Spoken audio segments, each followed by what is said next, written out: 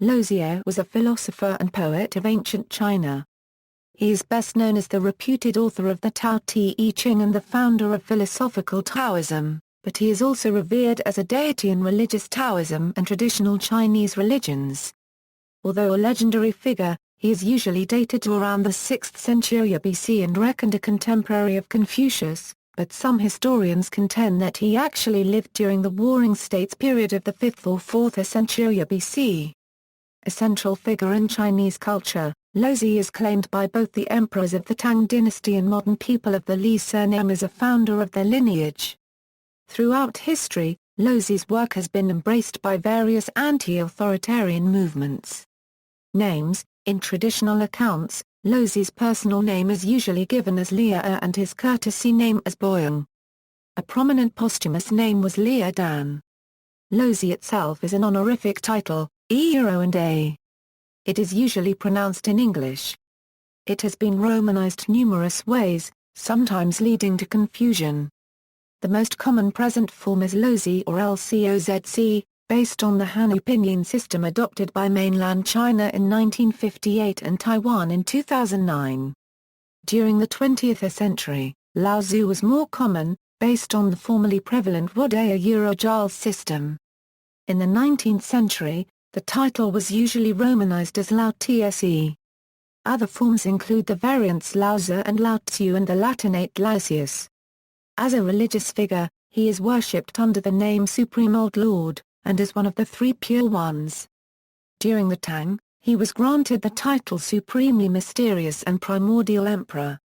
Historical views: in the mid-20th century, a consensus emerged among scholars that the historicity of the person known as Laozi is doubtful and that the Tao Te Ching was a compilation of Taoist sayings by many hands. Alan Watts urged more caution, holding that this view was part of an academic fashion for skepticism about historical spiritual and religious figures and stating that not enough would be known for years or possibly ever to make a firm judgment. Ursula K. Le Guin maintains that the style is consistent with a single author with a few additions by later Taoists. The earliest certain reference to the present figure of Laozi is found in the 1st century BCE records of the Grand Historian collected by the historian Sima Qian from earlier accounts. In one account, Laozi was said to be a contemporary of Confucius during the 6th or 5th century BCE. His surname was Li and his personal name was Dan. He was an official in the imperial archives and wrote a book in 2 parts before departing to the west. In another, Laozi was a different contemporary of Confucius titled Lao-Tzu and wrote a book in 15 parts. In a third, he was the court astrologer Lao Dan who lived during the 4th century BCE reign of Duke Xian of Qin. The oldest text of the Tao Te Ching so far recovered was written on bamboo slips and dates to the late 4th century BCE. According to traditional accounts, Laozi was a scholar who worked as the keeper of the archives for the royal court of Zhou. This reportedly allowed him broad access to the works of the Yellow Emperor and other classics of the time. The stories assert that Laozi never opened a formal school but nonetheless attracted a large number of students and loyal disciples. There are many variations of the story retelling his encounter with Confucius, most famously in the Zhuangzi. He was sometimes held to have come from the village of Chu Zhen and Chu. In accounts where Laozi married, he was said to have had a son named Zong who became a celebrated soldier. Many clans of the Li family trace their descent to Laozi, including the emperors of the Tang dynasty. According to the Simpkinses, while many of these lineages are questionable, they provide a testament to Laozi's impact on Chinese culture. The third story in Sima Qian states that Laozi grew weary of the moral decay of life in Chenzhou and noted the kingdom's decline. He ventured west to live as a hermit in the unsettled frontier at the age of 160. At the western gate of the city, he was recognized by the guard Yingxi. The sentry asked the old master to record his wisdom for the good of the country before he would be permitted to pass. The text Laozi wrote was said to be the Tao Te Ching, although the present version of the text includes additions from later periods. In some versions of the tale, the sentry was so touched by the work that he became a disciple and left with Laozi, never to be seen again. In others, The old master journeyed all the way to India and was the teacher of Siddhartha Gautama, the Buddha. Others claim he was the Buddha himself. A 7th-century work, the Sandong Tsunang, embellished the relationship between Laozi and Yingxi. Laozi pretended to be a farmer when reaching the Western Gate, but was recognized by Yingxi, who asked to be taught by the great master. Laozi was not satisfied by simply being noticed by the guard and demanded an explanation. Yingxi expressed his deep desire to find the Tao and explained that his long study of astrology allowed him to recognize Laozi's approach. Yingxi was accepted by Laozi as a disciple. This is considered an exemplary interaction between Taoist master and disciple, reflecting the testing a seeker must undergo before being accepted. A would-be adherent is expected to prove his determination and talent, clearly expressing his wishes and showing that he had made progress on his own towards realizing the Tao.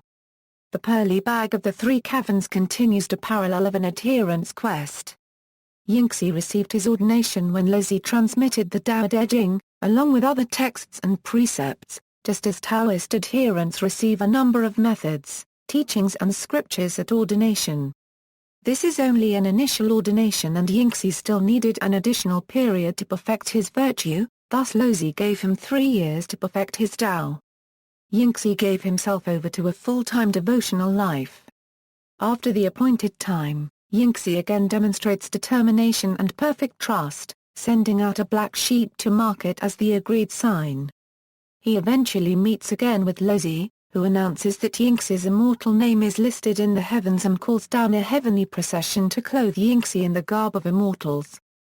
The story continues that Laozi bestowed a number of titles upon Yingxi and took him on a journey throughout the universe, even into the 9 heavens. After this fantastic journey, the two sages set out to western lands of the barbarians. The training period, reuniting and travels represent the attainment of the highest religious rank in medieval Taoism called Preceptor of the Three Caverns. In this legend, Laozi is the perfect Taoist master and Yingxi is the ideal Taoist student. Laozi is presented as the Tao personified, giving his teaching to humanity for their salvation. Yingxi follows the formal sequence of preparation, testing, training and attainment. The story of Laozi has taken on strong religious overtones since the Han Dynasty. As Taoism took root, Laozi was worshipped as a god. Belief in the revelation of the Tao from the divine Laozi resulted in the formation of the Way of the Celestial Master, the first organized religious Taoist sect.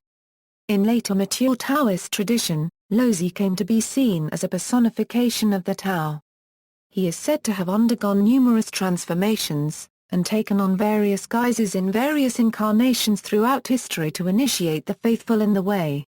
Religious Taoism often holds that the old master did not disappear after writing the Tao Te Ching but rather spent his life traveling and revealing the Tao. Taoist myths state that Laozi was conceived when his mother gazed upon a falling star. He supposedly remained in her womb for 62 years before being born while his mother was leaning against a plum tree. Laozi was said to have emerged as a grown man with a full grey beard and long earlobes, both symbols of wisdom and long life. Other myths claim that he was reborn 13 times after his first life during the days of Fui. In his last incarnation as Laozi, he lived 990 years and spent his life traveling to reveal the Tao. Tao Te Ching.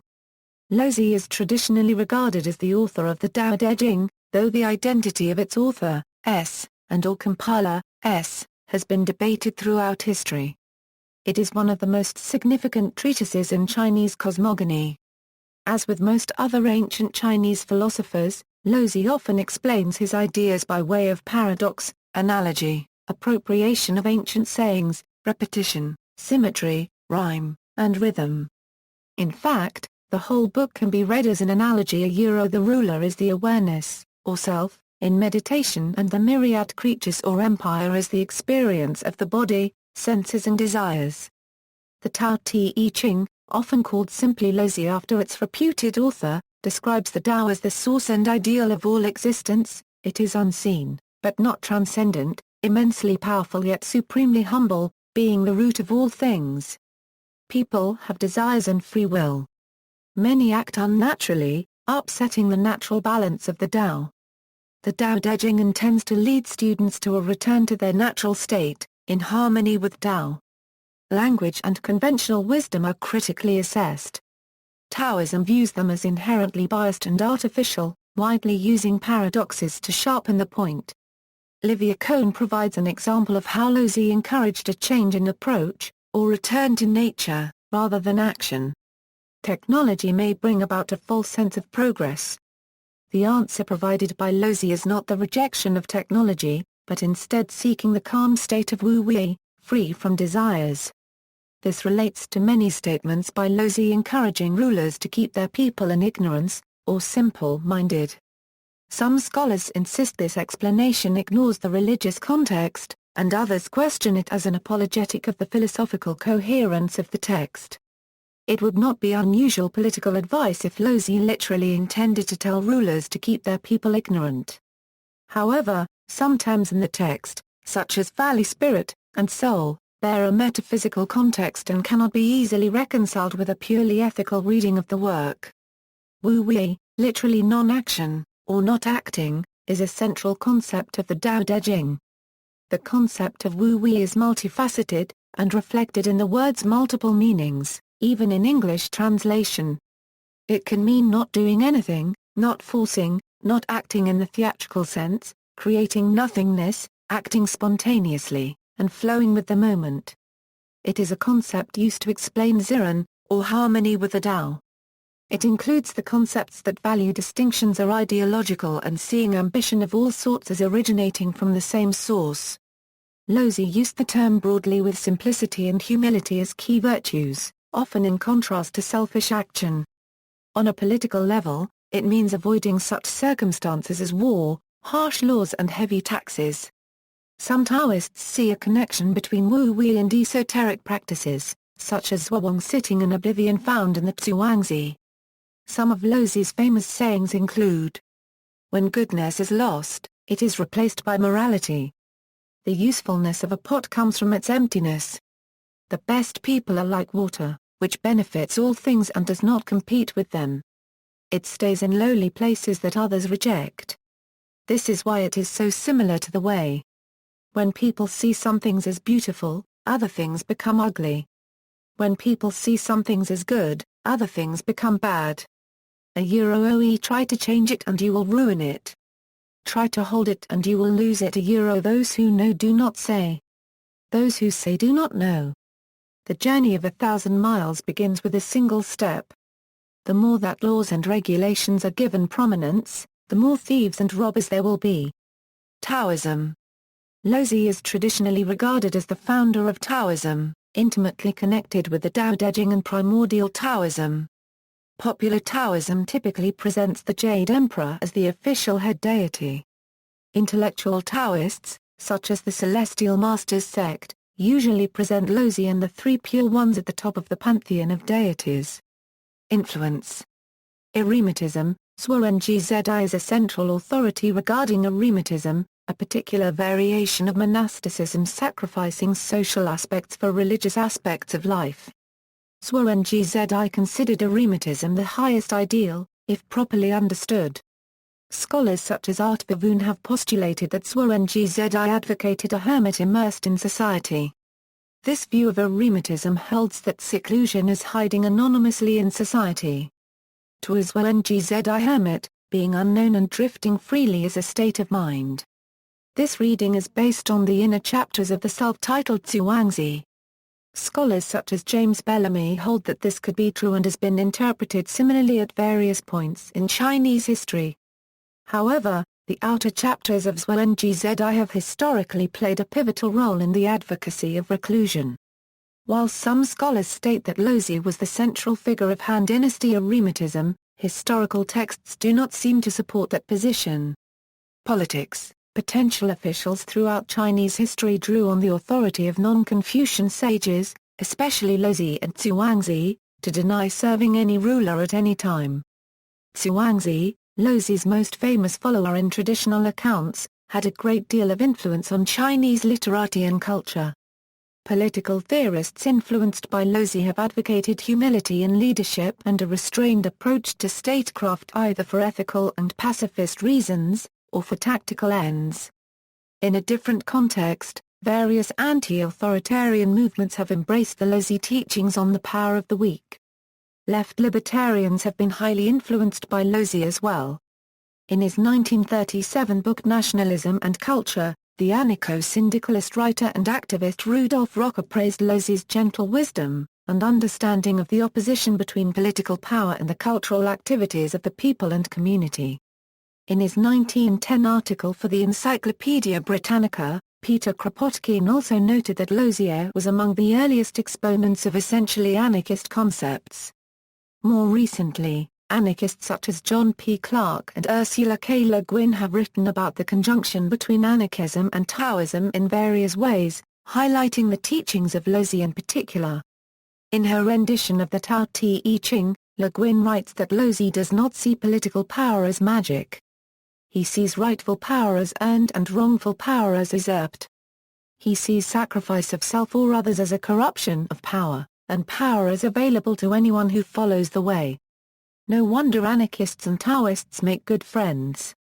The right libertarian economist Murray Rothbard suggested that Laozi was the first libertarian, likening Laozi's ideas on government to F. A. Hayek's theory of spontaneous order. James A. Dorn agreed, writing that Laozi, like many 18th-century liberals, argued that minimizing the role of government and letting individuals develop spontaneously would best achieve social and economic harmony. Similarly, the Cato Institute's David Boas includes passages from the Tao Te Ching in his 1997 book The Libertarian Reader. Philosopher Roderick Long, however, argues that libertarian themes in Taoist thought are actually borrowed from earlier Confucian writers. References, footnotes. Bibliography. Further reading. External links. Works by Laozi at Project Gutenberg, Stanford Encyclopedia of Philosophy, Laozi, Internet Encyclopedia of Philosophy, Laozi, LCOZC Da Oda Copyright Zhao Chinese plus English plus German, verbatim plus analogous, OE The Tao Te Ching, or The Tao and Its Characteristics Euro, English translation by James Legg. Scalable text on white, gray or black background. Downloadable as a TXT file.